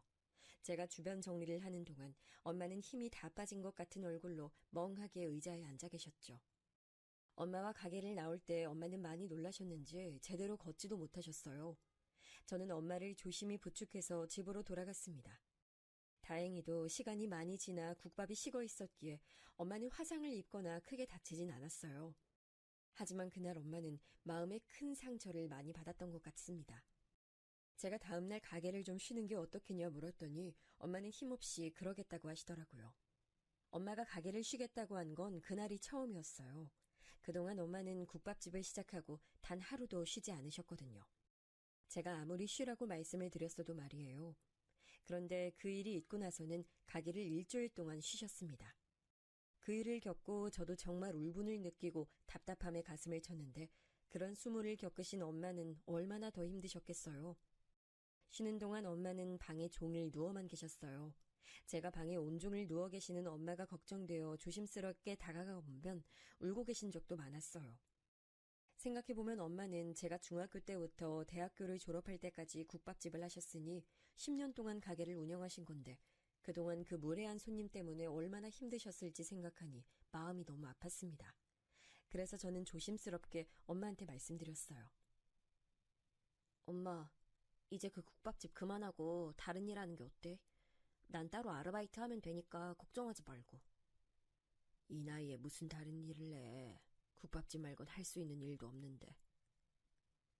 아니야. 찾아보면 분명히 다른 일 있을 거야. 뭐 그건 차차 생각하고. 우리 기분 전환할 겸 여행 다녀올까?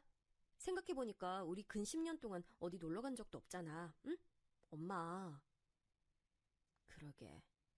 네 아빠 그렇게 가고 어디 여행 한 번을 안 다녔네. 응. 그러니까 같이 어디 여행이라도 가자.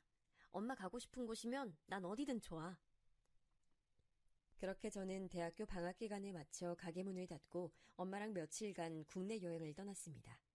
그동안 엄마랑 맛있는 것도 먹고 쉬다 보니 엄마 얼굴에도 다시 웃음꽃이 피시더라고요. 여행지에서 엄마와 이것저것 많이 사고 사진도 많이 찍었습니다. 한 번도 엄마랑 여행다운 여행을 다녀온 적이 없어서 더 열정적으로 여행을 즐겼어요. 그 후 여행에서 돌아온 저는 엄마와 찍은 사진을 보며 여행지에서 있던 일들을 다시 생각하고 있었어요. 그중에 엄마가 분위기 있고 예쁜 옷가게에서 했던 말이 떠올랐습니다. 아유, 은수야, 이 옷 좀 봐봐. 옷들이 어쩜 이렇게 다 고운지 모르겠네.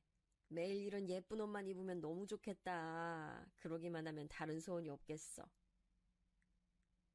저는 그때 대학교 졸업반이라 취직을 할지 사업을 할지 선택의 갈림길에 서 있었습니다. 그런데 여행지에서 들었던 엄마 말에 번뜩 아이디어가 떠올랐죠. 엄마를 모델로 해서 중년 여성을 대상으로 한 쇼핑몰을 열기로 마음먹었습니다. 처음엔 엄마에게 옷을 입어달라 부탁하고 쇼핑몰 사진을 찍었습니다. 엄마는 처음에 내 나이에 무슨 모델이냐고 하면서 거절하셨지만 제가 간곡하게 부탁하자 제 말에 마음을 여셨는지 곧잘 포즈도 생각하셔서 사진 찍을 때 바로 자세가 나오시더라고요. 그렇게 연 쇼핑몰은 초반부터 생각보다 잘 됐습니다. 그래서 저는 아예 엄마에게 모델이 되어달라고 부탁했습니다. 내 나이에 무슨 모델이야. 생각만으로도 남사스럽고 부끄럽다 얘. 엄마 모델로 찍어서 올린 옷들 이번에도 품절됐어. 있잖아 엄마, 이제 국밥집 그만하고 나랑 같이 쇼핑몰 운영하면 안 돼? 생각보다 쇼핑몰이 잘 돼서 나 엄마 도움 없이 못할 것 같단 말이야. 응? 엄만 제 말에 며칠 동안 깊게 고민하셨어요. 그리고 결국 그동안 하던 국밥집을 정리하고 저와 같이 쇼핑몰을 운영하기로 결정하셨습니다. 엄마가 제 부탁을 들어주셔서 얼마나 기뻤나 몰라요. 그래서 엄마 마음이 바뀌기 전에 빨리 국밥집을 정리하자고 졸랐죠. 엄마가 하던 국밥집은 크기는 작지만 목도 좋고 그동안 인기도 많았기 때문에 금방 좋은 가격에 넘어갔습니다. 그 후 저는 쇼핑몰을 운영하느라 바쁜 나날을 보냈습니다. 특히 엄마를 모델로 사진을 찍는 일에 가장 공을 들였죠. 쇼핑몰 모델이 된 엄마는 행복해 보였어요. 전 엄마의 얼굴에 웃음꽃이 핀 게 정말 좋았습니다. 근데 그보다 더 가장 좋았던 건 엄마가 다시는 진상 손님을 만날 일이 없다는 거였어요. 물론 쇼핑몰을 운영할 때에도 진상 손님이 있었어요. 하지만 그때 국밥집에서 엄마와 함께 겪었던 진상 손님에 비하면 쇼핑몰 진상 손님은 아무렇지도 않았습니다. 오히려 그 일에 비교해서 생각하면 별거 아닌 것처럼 느껴졌죠. 저는 다시는 엄마가 그런 험한 일을 겪거나 참지 않도록 열심히 쇼핑몰을 운영해 성공하려고 노력했어요. 그렇게 저는 엄마와 같이 쇼핑몰을 운영하면서 많은 사람을 만났습니다. 그러다 쇼핑몰 사이트에 올릴 옷을 구매하러 자주 들리던 곳에서 같은 나이대의 남자친구를 처음 만났습니다. 그곳에서 같은 나이대의 사람을 만나는 건 희귀한 일이었어요. 그래서 남자친구와 저는 통성명을 한 후 생각보다 쉽게 친해졌습니다. 남자친구는 부모님이 옷가게를 하고 계신다고 하더라고요. 그리고 나중에 부모님 사업을 물려받을 생각인데 사업을 이어받기 전 밑바닥에서부터 경험을 쌓는 중이라고 했습니다. 저와 남자친구는 같은 업계에 종사해서 그런지 통하는 것도 많았고 서로 고충도 비슷해서 같이 밥 먹고 술 한잔하며 점차 서로 마음이 가까워졌습니다. 특히 제 눈에는 꼼수 한 번 안 부리고 성실하게 일하는 남자친구의 모습이 무엇보다도 정말 보기 좋았어요. 저는 보통 새벽에 나가 물건을 떼왔는데요. 그때마다 남자친구와 같이 만나서 물건을 떼려가곤 했어요. 남자친구는 언제나 시간 어기는 일 한 번 없이 성실하게 약속 장소에 나왔습니다. 한 번 정도는 새벽마다 나오는 게 피곤하다고 불평불만을 내비칠 법도 한데 그런 말이나 행동이 일절 없었어요. 그런 뚝심 있고 성실한 모습에 천천히 반했는데 남자친구도 저처럼 제가 열심히 일하는 모습에 반했다며 먼저 호감을 내비치더라고요. 그렇게 전 물 흐르듯이 자연스럽게 남자친구와 사귀게 됐습니다. 사귀게 된 이후에는 휴일마다 엄마와 저 남자친구가 다 같이 모여 밥도 몇 번 먹었습니다. 그때마다 엄마는 남자친구가 참 마음에 든다고 하셨어요. 제가 남자친구가 얼마나 좋은 사람인지 이야기해드려서 그런 게 아니라 남자친구의 행동과 태도를 보시고 하신 말씀이셨죠. 널 대할 때나 다른 사람들 대할 때 태도를 보니까 괜찮은 애 같네. 은수야, 넌 어떻게 하고 싶어? 엄만 진우라면 네 남편감으로 딱 맞을 것 같은데. 정말? 나도 진우라면 결혼해도 되겠다고 생각하고 있긴 했는데. 내가 엄마 닮아서 남자 보는 눈이 있나 봐. 그래, 엄만 네가 진우랑 결혼하면 언제 해도 상관없으니까 둘이 잘 얘기해봐. 저는 엄마의 결혼 허락이나 다름없는 말에 남자친구와 결혼하기로 마음먹었습니다. 그래서 여느 때와 다름없이 분위기 좋게 데이트하던 중 저는 먼저 남자친구에게 결혼 이야기를 꺼냈어요.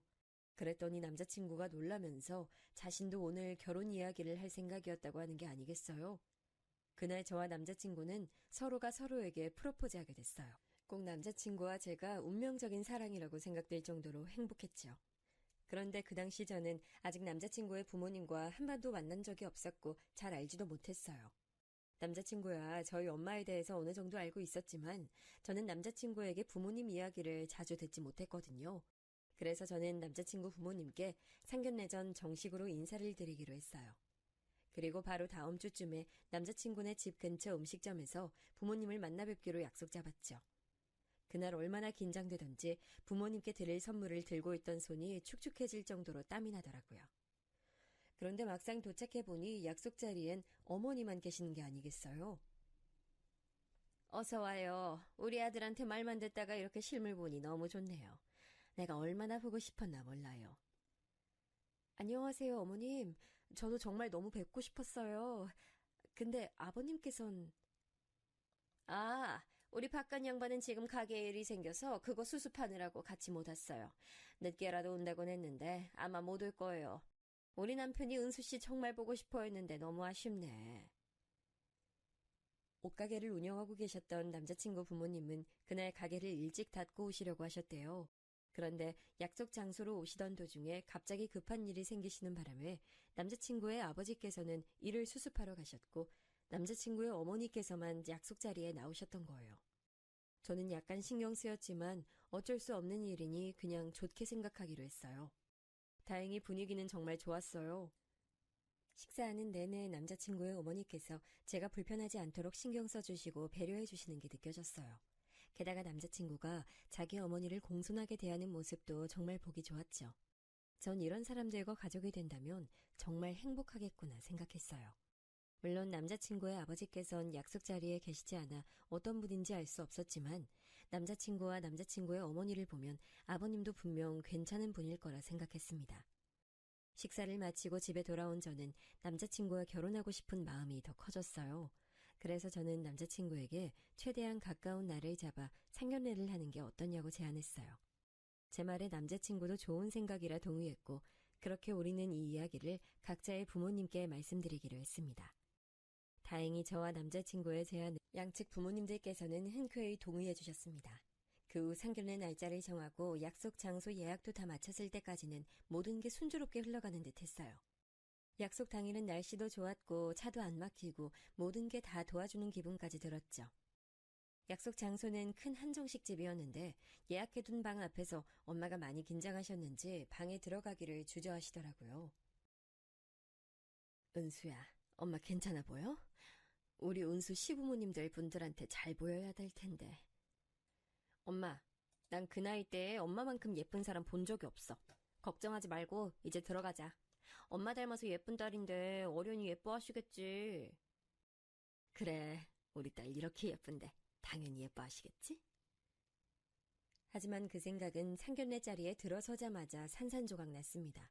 이런 걸 악연이라고 하는 걸까요? 엄마와 저는 방문을 열자마자 서로 약속이라도 한 듯 발이 멈췄어요. 아니, 몸이 굳었습니다. 그곳엔 상견례 자리에서 절대 만날 리가 없다고 생각한 사람이 앉아 있었어요. 그 사람은 바로 엄마와 제가 식당을 하고 있었을 때 엄마 머리에 국밥을 쏟아버린 진상 남자 손님이었습니다. 그 손님이 제 남자친구의 부모님 자리에 앉아 있더라고요. 저와 엄마를 본 그 남자도 우리가 누군지 알아본 건지 점차 표정이 일그러졌습니다. 아들의 상견례 자리에서 자신이 국밥을 붓고 모욕을 준 사람과 만날 거란 생각을 단 한 번도 해본 적 없었겠죠.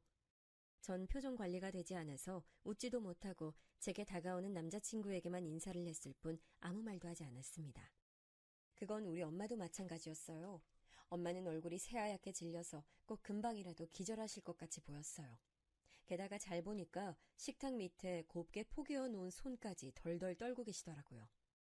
제 표정과 엄마 표정이 안 좋은 걸 눈치챈 남자친구가 입모양으로 뭐라 말 걸었지만 눈에 잘 들어오지도 않았습니다. 싸늘한 시선으로 남자친구의 아버지인 진상 손님을 지그시 보고 있었는데 제게 남자친구 어머니가 먼저 말을 거시더라고요. 처음 뵙겠습니다, 사부인. 오시는데 불편함은 없으셨어요? 은수 씨도 그때 보고 이렇게 다시 보니까 더 반갑네. 이쪽은 우리 바깥 양반이에요. 그때 못 봤으니까 지금 처음 보는 거네. 아니요. 아무리 생각해도 처음은 아닌 것 같은데요. 처음 뵙는 분이라고 하기엔 제가 너무 잘하는 분인 것 같아서 말이에요. 남자친구의 어머니께서 말을 건네셨지만 저는 오로지 그 진상 손님만 노려보면서 대답했어요. 그러자 뭔가 낌새를 눈치채신 남자친구 어머니께서 다시 제게 말하셨죠.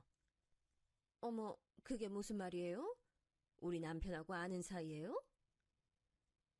제 의문스러운 말에 남자친구도 절 의아하게 쳐다봤고 남자친구 어머니도 무슨 말인지 모르겠다는 얼굴로 되물으시더군요. 그래서 저는 그 손님 얼굴을 빤히 보면서 말했어요. 네, 아는 사이죠. 아주 많이 말이에요. 이보세요. 혹시 저만 놀란 거 아니죠? 제가 보기엔 그쪽도 꽤 많이 놀라신 것 같은데 세상 참 좁네요. 여기서 이렇게 뵙게 될 줄은 몰랐는데. 그게 무슨 말인지 난 잘 모르겠는데. 반말하지 마세요. 아직도 당신이 온갖 진상짓 해도 상관없는 국밥집 손님인 줄 아세요? 지금 엄마랑 저 여기에 국밥집 주인으로 와 있는 거 아니거든요? 누가 상견례 자리에서 예의 없고 몰상식하게 반말을 해요? 자기야, 갑자기 우리 아버지한테 왜 그래? 자기, 이전에 내가 했던 얘기 기억나? 우리 엄마 국밥집 할 때 봉변당했던 일. 내가 지금 말하면서도 믿기질 않는데 와, 그때 엄마한테 국물 부은 진상 손님 지금 여기 계신 자기 아버지야. 뭐? 그게 정말이야? 아버지, 그게 정말이에요? 연애 초반의 남자친구는 제게 궁금한 게 많았어요. 저는 그런 남자친구가 너무 귀여워 저에 대해 이것저것 물어볼 때마다 전부 다 말해줬는데요. 그중엔 제가 쇼핑몰을 하기 전에 엄마와 국밥집을 했던 이야기도 있었어요.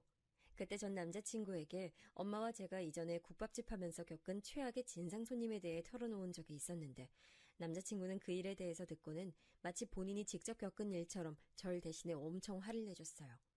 세상에 아직도 그런 손님이 있냐고, 식당에 와서 그렇게 갑질하는 사람은 아주 질 나쁜 사람이라고 욕까지 하면서 화를 냈었는데 알고 보니 그 사람이 바로 본인 아버지였던 거죠. 그러니 제 말을 듣고 얼마나 당황했겠어요. 남자친구가 당황하는 사이 그 진상이 다시 입을 열더라고요.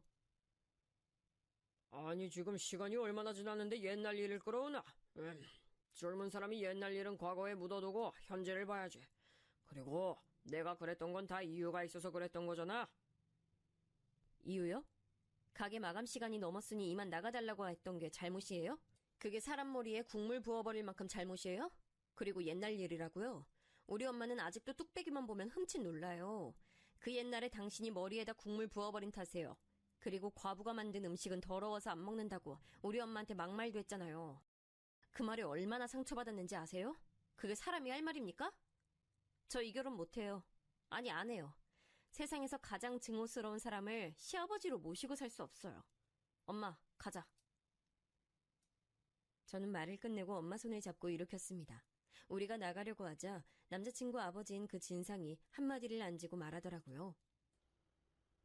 에이씨, 차라리 잘 됐네. 저런 싹수 없는 며느리 나도 우리 마누라한테도 필요 없어. 그리고 딸은 어미 팔자 담는다는데 괜히 결혼시켰다가 우리 진우 일찍 죽기라도 하면 어떡해? 에이, 재수가 없으려니원. 나도 너네 같은 사돈 필요 없어요. 뭐? 당신 지금 말 다 했어? 저는 그 말을 듣고 정말 꼭지가 돌아버리는 것 같더라고요. 그래서 당장에 뺨이라도 한 대 때리려고 고개를 돌렸는데 그보다 먼저 엄마가 밑반찬으로 나온 깍두기 그릇을 들어올리는 게 아니겠어요. 그리고 엄마는 그 그릇을 바로 그 진상 남자 머리에 부어버렸습니다. 에이, 이게 뭐한 짓이야? 너 미쳤어?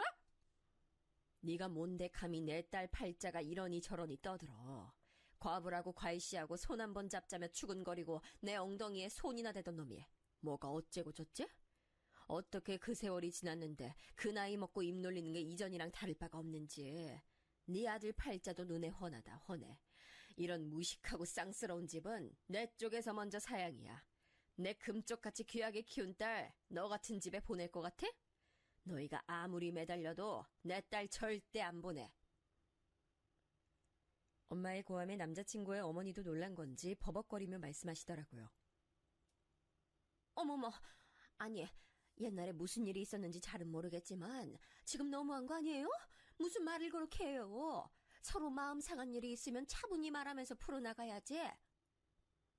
먼저 싹수도 없다, 재수도 없다 막말한 게 누군데요. 그리고 너무하다고요? 지금 너무한 사람이 누군데요. 우리 엄마 10년 넘게 괴롭혀놓고 지금도 짐승만도 못하게 말하는 사람이 너무한 거죠? 아이, 이게 얼마짜리 옷인지는 알아? 내가 너희들 다 고소할 거야, 알겠어? 저는 엄마한테 손 찍어 마려고 일어나는 그 사람의 앞을 가로막아서며 소리쳤습니다. 그깟 옷 얼마나 한다고. 고소하려면 해요. 다 보상해 줄 테니까. 근데 우리도 그냥 넘어가진 않을 거예요. 그때 당신이 가게에서 진상 부린 거 CCTV 영상으로 다 남아 있어요. 우리도 그걸로 당신 고소 진행할 테니까 어디 한번 법대로 해보자고요. 그렇게 소리친 저는 남자친구에게 인사도 하지 않고 엄마와 같이 나왔습니다. 남자친구는 저를 잡으려다가 자기 부모님이 소리 지르는 걸 듣고 제게 나중에 연락하겠다고 하고 식당 안으로 들어가 버렸죠.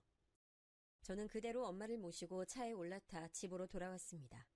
엄마는 거기서 그 인간을 만날 줄은 몰랐다고 하면서 속상해하셨어요. 저도 기대했던 모든 게 산산조각이 난 것 같아 너무 슬프고 속상했습니다. 하지만 그것과 별개로 할 일이 남아있었죠. 저는 집에 도착하자마자 옛날에 제가 촬영했던 그 진상 영상은 물론이고 가게에 달아놨던 CCTV 영상까지 모조리 찾아 고소할 준비를 했습니다. 그쪽에서 저와 우리 엄마를 고소하든 말든 그건 중요한 일이 아니었어요.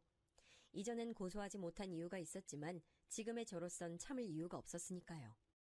이날 밤 저는 남자친구에게 우리 결혼은 다시 생각해보자고 문자를 했습니다. 사실 다시 생각해보자고 했지만 저는 여기서 남자친구와 제 연은 완전히 끝이라는 걸 느끼고 있었습니다. 남자친구는 제 문자를 받고 제 집 앞으로 찾아왔지만 전 만나지 않았죠. 아직 사랑하고 있었지만 얼굴을 보면 그 무례한 아저씨의 얼굴이 떠올라 너무 괴로웠어요. 제가 만나주지 않자 끊임없이 전화를 걸었습니다. 한참 고민한 끝에 저는 대화로 인연을 정리하는 게 맞다 판단했어요. 그래서 전화를 받았습니다. 하지만 통화는 정말 실망스러웠어요. 저는 남자친구가 우리 결혼에 대해 이야기할 줄 알았지만 그는 결혼을 다시 생각해보자 했던 제 말보다 다른 말이 더 중요했나 봐요. 은수야, 그런 일이 있었다면 나와의 결혼을 다시 생각해볼 수 있지. 나 네 마음 다 이해해. 근데 나 정말 궁금해서 물어보는 건데 그게 정말 우리 아버지가 맞아? 너 지금 그게 궁금해서 나한테 연락한 거야? 그래, 궁금하긴 하겠네. 그럼 내가 영상 하나 보낼 테니까 그거 보고 너 스스로 판단해. 전화를 끊고 저는 그간 남자 진상이 저와 엄마를 괴롭혔던 행적이 담긴 영상들을 보냈습니다. 웃기게도 그 영상을 본 뒤로 제게 더 이상 연락하지 않더군요. 그 아저씨의 얼굴이 아주 선명하게 나온 영상으로 보냈으니 할 말이 없어진 것이겠죠. 그러다 몇 달 뒤 다시 연락이 왔습니다. 제가 보낸 고소장을 받고 합의를 원한다는 연락이었어요. 제가 별다른 답을 하지 않자 직접 우리 집으로 찾아와 엄마에게 남자친구가 무릎 꿇고 사과했습니다. 제가 부모님 대신해서 사과하겠습니다. 마음에 차지 않으시겠지만 몇 번이고 무릎 꿇고 빌게요.